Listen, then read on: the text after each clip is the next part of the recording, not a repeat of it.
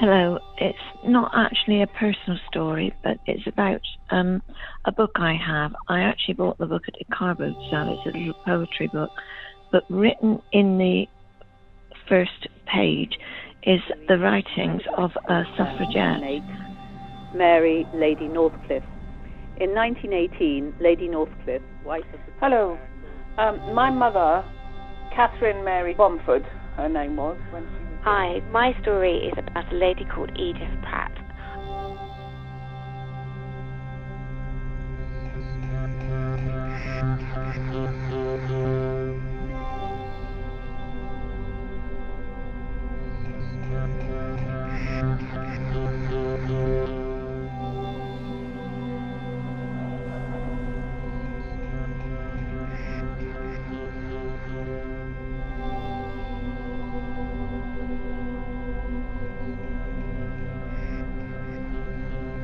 It just says, many strange influences in my childhood and young womanhood combined mysteriously to kindle in my heart a zeal for the liberty of my sex.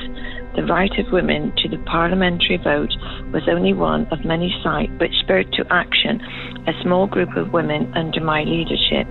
My difficulty was to get the women's cause acknowledged seriously by reasonable and persuasive methods.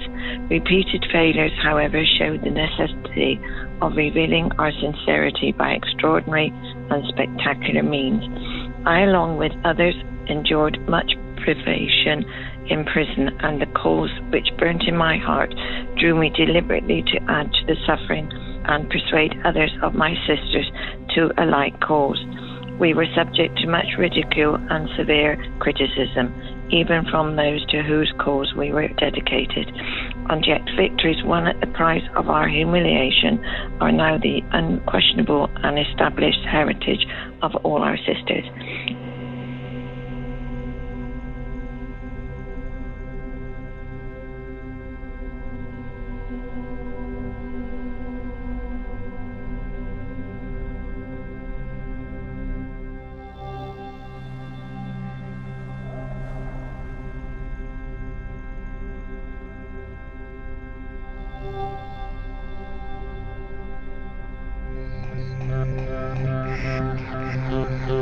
My story is about a lady called Edith Pratt. I first came across Edith when I was researching some of our countryside areas in South Devon. Edith left Prattshayes to the National Trust in 1960, and also an amazing piece of coastline just in Exmouth at Orcombe Point. And I thought, this sounds like a good story, and the more I found out about her, the more I found what an amazing lady she was. So she was born in Exmouth, and she lived at her home at Prattshayes, and the family owned land around Orcombe Point. She went to Cambridge and considered working as a teacher, but her attention soon turned to a number of factories that were springing up across the country just before First World War. In the First World War, over 3.5 million women were full-time employment working at munitions factories. Women were expected to work for very low pay in very poor conditions, and also had very little to say in the matter. And there was a growing need for employing women in the factories due to the outbreak of war. It wasn't long before Edith began to work as a welfare officer, a job that would see her improve conditions for women within the workplace and aid changing women's employment rights for the better. At the outbreak of war, Edith was one of only 21 female factory inspectors. They focused on improving conditions, including access to facilities and increasing wages. Her work would have influenced the way factories were designed and built, and also how employers would treat their female staff. Each factory would have had 5,000 to 10,000 workers, and designed with working conditions in mind. So they now included facilities like canteens, allotments, and some even had sleeping facilities. So Edith, by 1915, was factory inspector for the Ministry of Munitions. Munitions work was dangerous, with workers handling metals, chemicals, and explosives. In 1917, the Women's Army Auxiliary Corps was established to help support soldiers on the front line, and they were the first to welcome women, and Edith became the Deputy Chief Controller overseas while serving in France. Her time here earned her a place on the very first OBE list received from King George V. But she didn't stop there. Her career then changed. She went to join the Women's Royal Air Force, and here she reached the height of her career as a deputy commander for the WRAF, where she was in charge of over 32,000 workers. She died while living in London and is buried here in Exmouth at her request. I think Edith was an amazing lady, and I thought she should be recognised. Often it's the ladies in the National Trust that have given grand houses or have decorated beautiful rooms, but very often women who in the countryside who have given us legacies are often not given the same amount of credit and celebrated in the same way. So this is for Edith.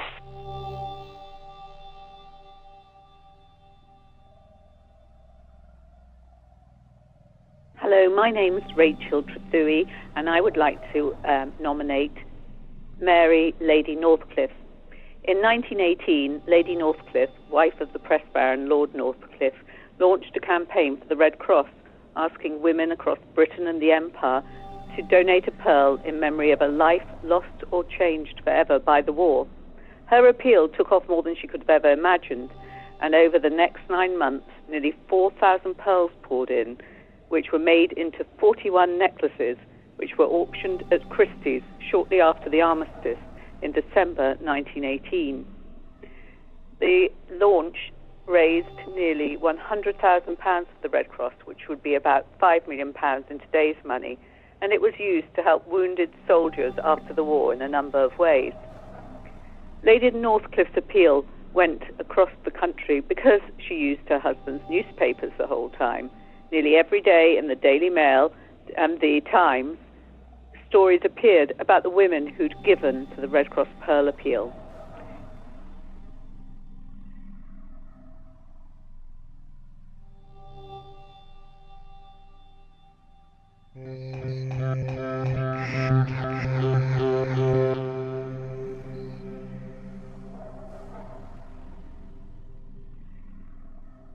Well, when I knew this was happening, this lady, she sprang to mind immediately because the story is quite remarkable. And then I thought, there was another lady with a similar story too, where I used to live. And then I thought about my great-grandmother, and I thought, well, all women have got a story, haven't they? Yes. But where do I stop?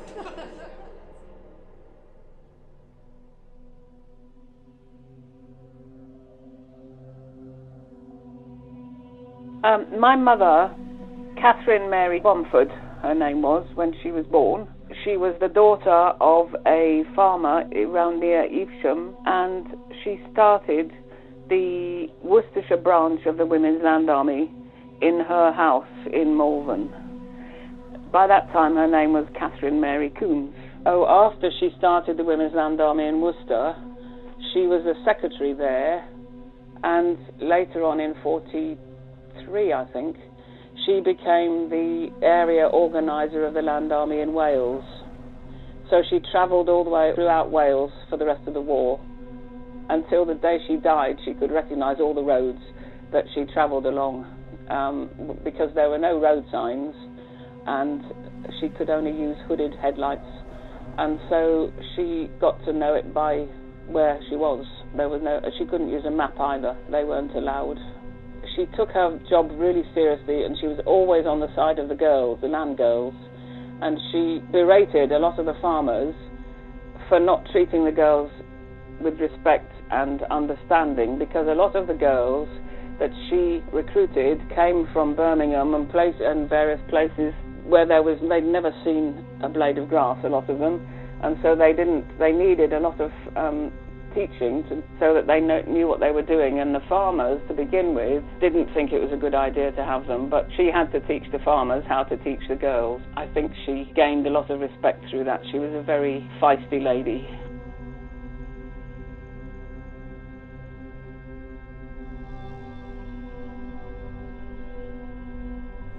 I am Jeanette, and I'm a volunteer at the National Trust. I've been here for almost 5 years.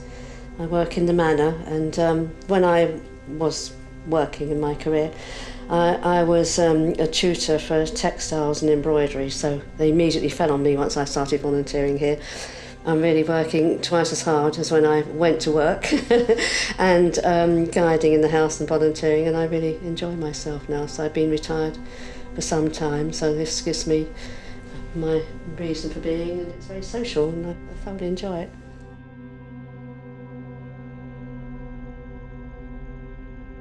About 30 years ago I moved into Wiltshire, and I had a very nice friendly neighbour. She was quite elderly at that time, but just a retired lady whose family had grown up, and she was a devoted granny, and when she knew I was planning to go back to work as an embroidery tutor and textile designer, she told me she'd done that when she was very young, the same job, and that happened to be before the war.